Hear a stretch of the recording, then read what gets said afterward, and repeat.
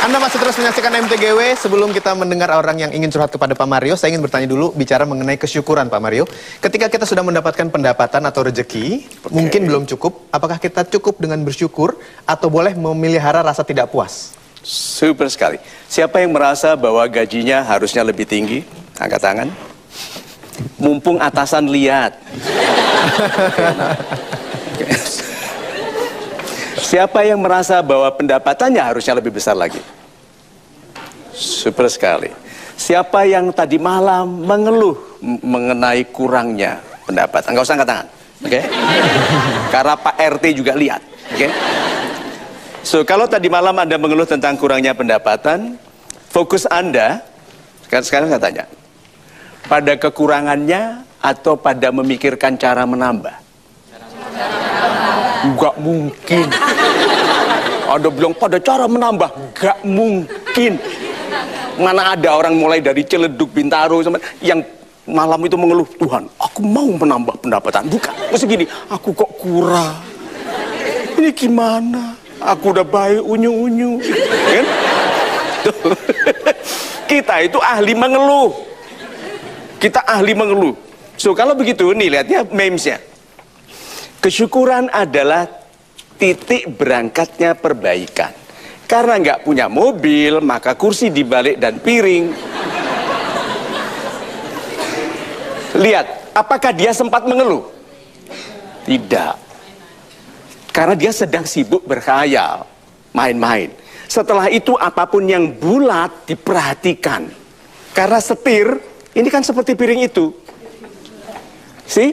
Orang... Ingat dulu cerita saya 2 tahun yang lalu. Orang yang sedang renovasi rumah, rezekinya selalu lebih baik. Karena niatnya jelas. Waktu dia kurang kusen, kalau ketemu orang seperti kusen. Iya dong, serius sekali. Kotak-kotak, apa? Keramik. Gitu. Nah, orang-orang yang berkhayal tidak sempat. Sehingga nanti waktu dia naik ini, dia bilang apa? Syukuran, bukan untuk mencapai kecepatan tinggi dan melukai orang lain, tapi dia mensyukuri bahwa impiannya telah menjadi kenyataan. Itu. Super sekali, terima kasih jawabannya Pak Mario. Baik, bicara mengenai pendapatan, bicara mengenai Money Day, topik kita kali ini. Ada di antara Anda yang ingin curhat sehubungan dengan uang? Saya persilakan. Iya, Bapak silakan maju ke atas panggung dan Bapak. Nama Bapak? Silakan. Pak Rudi, silakan Pak Rudi. Ada yang bisa kita perhatikan, yang bisa Anda share di sini? Ya, perkenalkan nama saya Pak Rudi. Evan, jangan ditinggal Pak.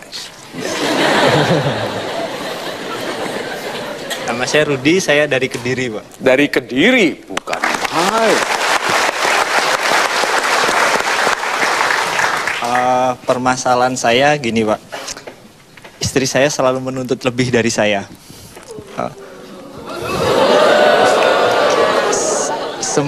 Semua gaji saya sebenarnya sudah saya berikan kepada istri saya. Bahkan ketika ada kurang, saya melihat ada peluang pekerjaan lain yang gajinya lebih besar, saya pindah ke pekerjaan yang lebih besar, dan hasilnya pun tetap saya berikan kepada istri. Bukan main, kita berikan tepukan. Yang laki-laki juga berikan support ya. Oke, nah, terus apa masalahnya Pak? Begini Pak, saya sekarang ditempatkan di kantor pusat kami di Bekasi. Saya karyawan swasta. Sebelumnya saya di Malang. Jadi kalau dulu waktu di Malang saya bisa pulang ke rumah itu seminggu sekali. Yeah. Dan sekarang saya karena harus berhemat juga, saya baru bisa pulang sebulan sekali. Dan itu sudah bagus sekali loh ya, Jakarta Kediri. Iya Pak, Jakarta Kediri. Jadi dan di sela-sela waktu itu di Sabtu Minggu saya berusaha untuk bisa menambah penghasilan saya. Tapi kadang ketika saya berikhtiar baik untuk menambah penghasilan dengan berbagai cara, ketika saya keluar dari tempat tinggal, kadang istri berpikiran yang negatif Pak. Dikiranya saya senang-senang, saya main-main, padahal gaji saya sudah saya berikan kepada istri. Dan saat ini karena kami sudah punya momongan, istri menuntut saya untuk segera punya rumah sendiri Pak.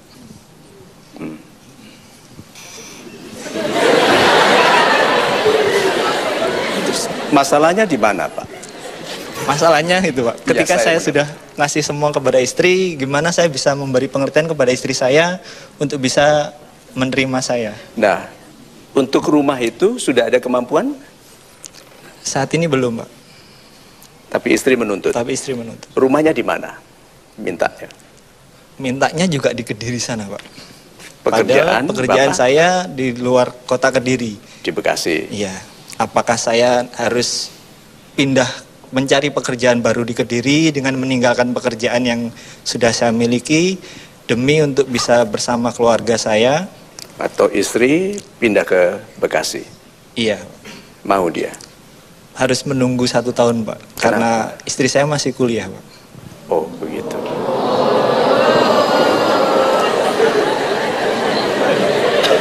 Tapi bukan kecelakaan Pak menikahnya.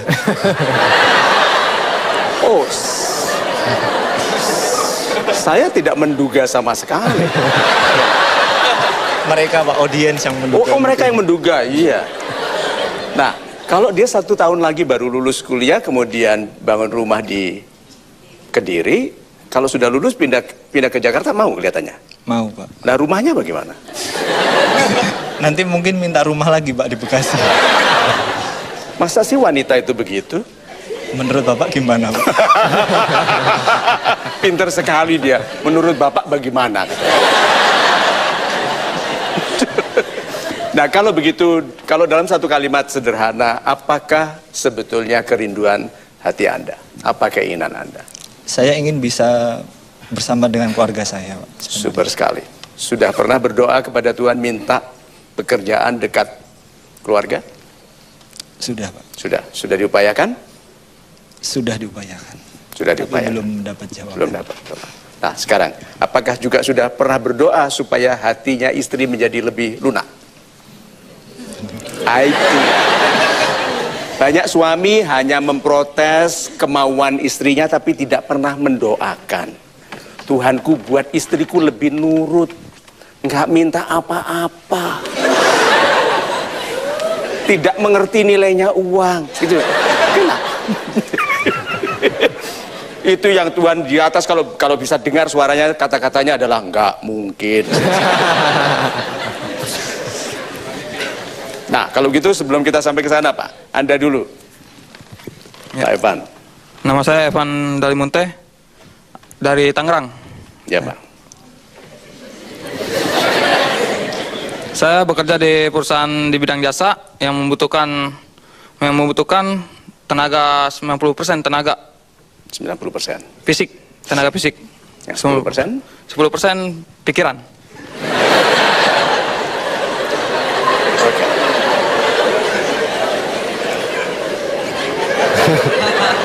Itu jasa apa, Pak?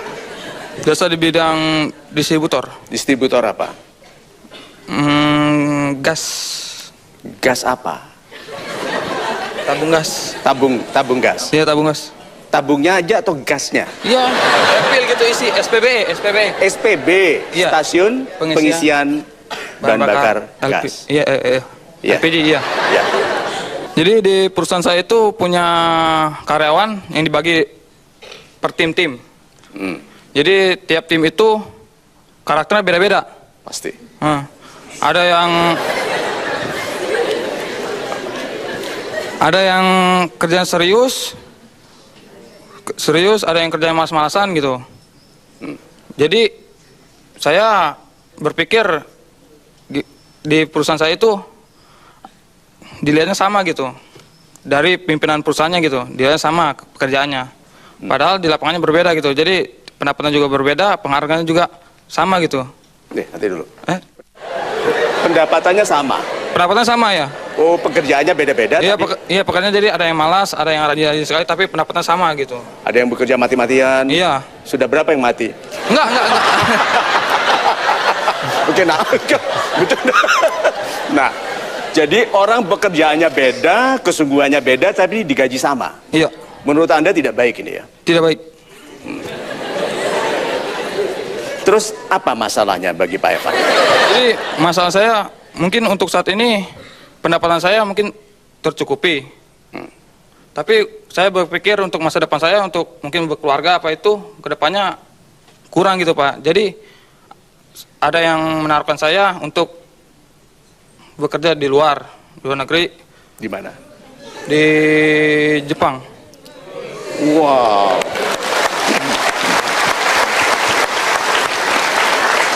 Untuk bisnis apa di Jepang? Enggak, itu masih magang gitu, Pak. Oh, masih magang. Dalam bidang apa? Dalam bidang ini, operator itu tetap industri. Industri. Hmm. Pikirannya berapa persen dipakai di sana? Mungkin 90% kebalikannya. Oh, kebalikannya. Oh, super sekali. Super sekali.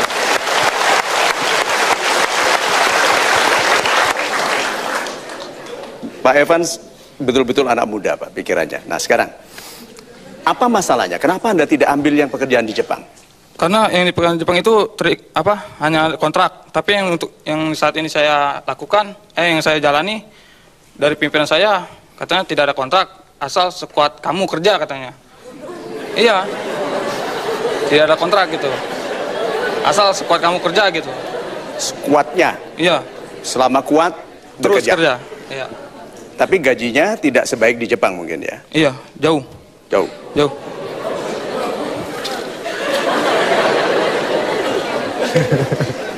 Lihat ya, Pak Evan dan sahabat-sahabat saya yang baik hatinya. Ada security, ada opportunity. Ada kesempatan, ada keamanan. Orang tua mementingkan yang mana? Orang yang sudah tua usianya. Keamanan. Anak muda? Opportunity. Nah, Pak Evan ini loh. Pilih apa? Tuh, pikirannya muda sekali, tapi sudah berpikir keamanan. Pokoknya bekerja sebisanya, digaji, meskipun kecil. Yang di Jepang kan kesempatan, tapi kontrak. Iya, Bapak pilih yang aman aja. tidak juga.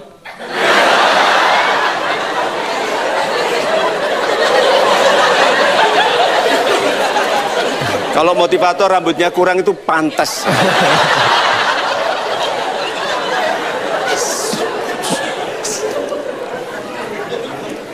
Jadi Bapak milih pekerjaan yang sekarang ini karena lebih pasti. Enggak, ini malah saya bingung gitu, Pak. Untuk memilih apa saya bertahan di sini, apa saya ikut tawaran teman saya itu, Pak. Iki karepmu iki opo? Ya wis, kita teruskan lebih nanti. Iya, sebentar. Pak Evan bingung, penonton di studio bingung, Pak Mario dan saya bingung, dan mungkin Anda juga bingung ya. Lalu kebingungan ini akan seperti apa? Kita akan segera kembali. Anda jangan kemana-mana, tentunya tetap bersama kami di Metro TV di Mario Teguh Golden Ways.